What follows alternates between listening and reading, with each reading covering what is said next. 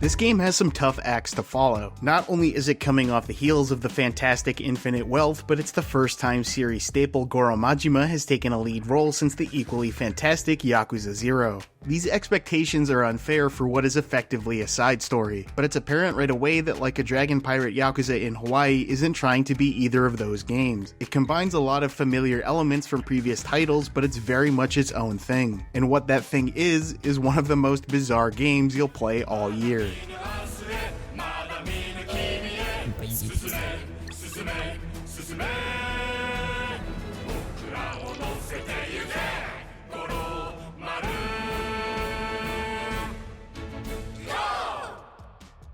Pirate Yakuza is a follow-up to Infinite Wealth, similar to how Like a Dragon Gaiden followed up Yakuza 7. Taking place 6 months after the events of Infinite Wealth, you play as an amnesiac Goro Majima who washes ashore on a small island in Hawaii saved by a young boy named Noah. This amnesia makes this game extremely accessible to people who aren't familiar with the series. There's only a few returning characters and they play minor roles, so people who have skipped the turn-based outings or are new to the series and haven't played Majima's previous adventure won't be left out. Majima's only clue to follow is his tattoo, as many former Yakuza have been sent to a nearby island to assist in cleanup. In his efforts to find a boat to reach that island, he encounters a bunch of people cosplaying as pirates, as there's a nearby ocean city that holds coliseum battles between ships for the entertainment of bloodthirsty spectators. Inevitably, he takes over the ship of one of the pirates and begins an adventure not only to regain his memories, but to show Noah, who has been largely sheltered due to health issues, a world outside his small island. It's a ridiculous setup, and the game doesn't dwell too much on justifying why everyone is playing pirate and expects you to roll with it. This is not a serious game, and it never pretends to be. If that isn't immediately apparent by this opening, it'll be impossible to miss when the prologue ends with an honest-to-God full musical number.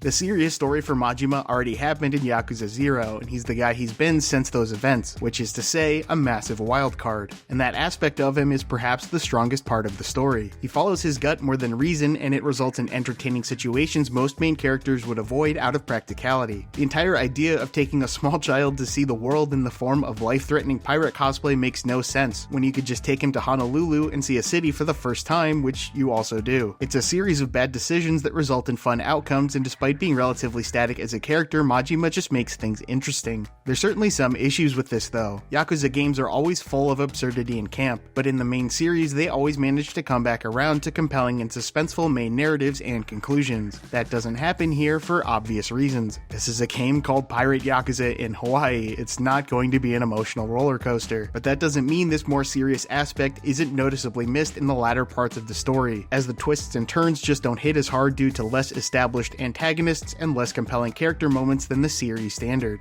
It's understandable why these things are absent, but their absence is still felt. Where the game tries to make up this ground is leaning into absurdity more than the series ever has outside of Dead Souls. The seriousness with which everyone treats their piracy can lead to hilarious moments, where someone whips out a smartphone and you remember that this isn't a period piece. You'll park your exaggerated theme park ride-style ship in the harbor of totally modern Hawaii like nothing is out of place. Swapping between walking around the modern city and fighting pirates for treasure like both things somehow make an equal amount of sense. Even classic minigames like the batting cages are given this absurdist flair. Nothing here is normal, even the things that are normal. Hawaii remains one of the best maps the series has ever had. It's colorful and packed with things to do, with a denseness of activity that makes it tough to walk more than 5 seconds without finding some sort of distraction. The standard Yakuza sub-events are as entertaining as ever, and feedback into the gameplay loop as often they'll result in the people you meet joining your pirate crew. Eventually, walking around your ship will be like viewing a trophy room of all the insane people you've met, and it's a cool feeling.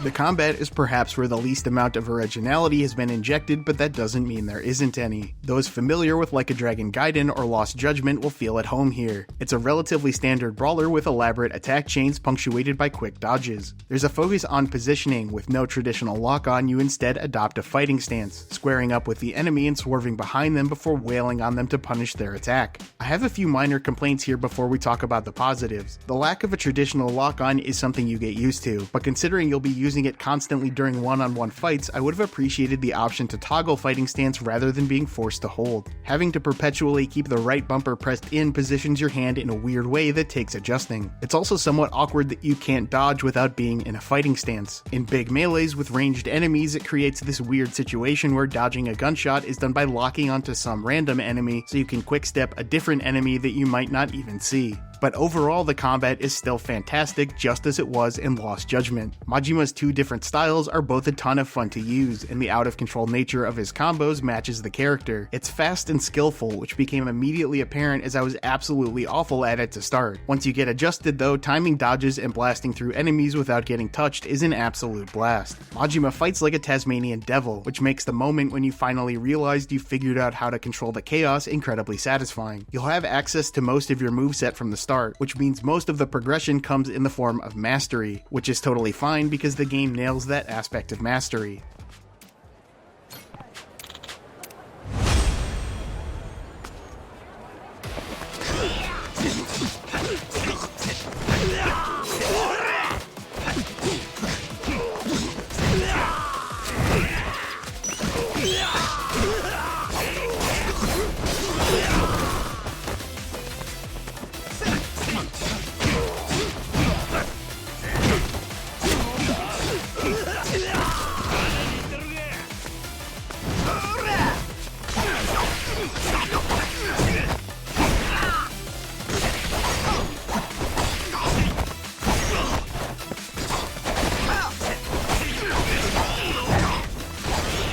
But the action combat is only one half of the equation here, as the titular pirate aspects come into play with naval combat and massive boarding brawls. The controls here are simple and arcadey. You have two side cannons, a weaker machine gun, and can do obviously impossible things like nitro boosting and drifting your ship into position. Making your way through the admittedly limited ocean sections will see you gliding through inexplicable boost circles, battling and sinking random ships, and fighting through islands full of pirates to grab treasure. I wish there was more of this, as areas are limited, connected only by a menu, and can start to get formulaic. But the game doesn't overload you with it, and much of the ship combat is optional. The best parts are fights against bigger enemies and coliseum battles that see you not only take on a fleet of enemy ships, but also board them afterwards with a massive raiding party. These battles are pure chaos, with dozens of combatants on each side wailing on each other while you pick through the crowd for the tougher enemies. Taking these on and leveling up your crew is a simple but satisfying reward loop, and it's a great feeling to come back to fights that initially kick your ass with a stronger crew and take people's lunch money.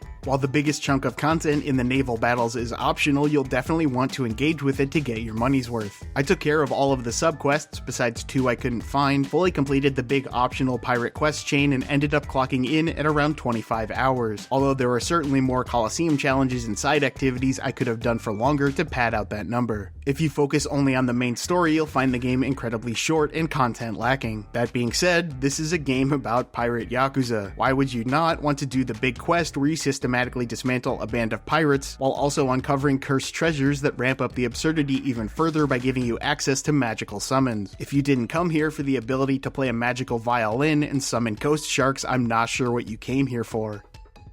Pirate Yakuza in Hawaii is a bizarre fever dream. It's not the most content-rich entry in the series, nor is it the most compelling from a narrative standpoint, but it combines satisfying combat, a vibrant setting, and a massive dose of pure insanity to create an experience that revels in pure fun. Even if it doesn't quite reach the heights of the main series, it doesn't really aim to. It's meant to provide an overloading burst of absurdity and not overstay its welcome, which it does brilliantly. Noisy Pixel gives it an 8.5 out of 10. Thanks for watching. This video is brought to you by our supporters on Patreon. Noisy Pixel is run by a group of gamers providing independent gaming coverage through news, reviews, previews, and more. Check out our Patreon to help support the channel and subscribe to keep up with all future content.